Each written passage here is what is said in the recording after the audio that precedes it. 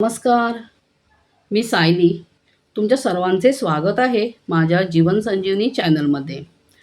आजकाल गुडघेदुखीने तरुण असोत वा वृद्ध सगळेच त्रस्त झालेले आहेत.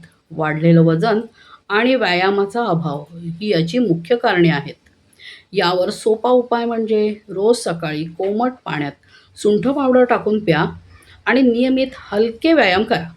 यामुळे गुडघ्यातील वंगण टिकून राहते. रात्री 1 चमचा मेथी दाणे पाण्यात भिजत ठेवा आणि सकाळी ते चावून खा व पाणी प्या.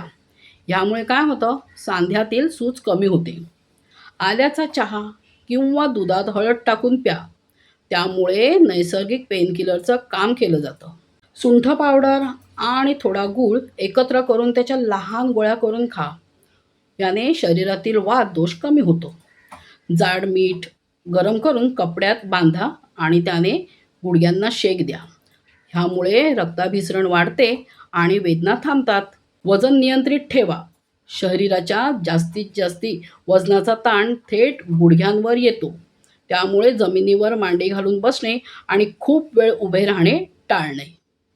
आरोग्यदायी टिप्ससाठी जीवन संजीवनीला सबस्क्राईब, लाईक आणि शेअर करा. आता सायली तुमची रजा घेते. धन्यवाद.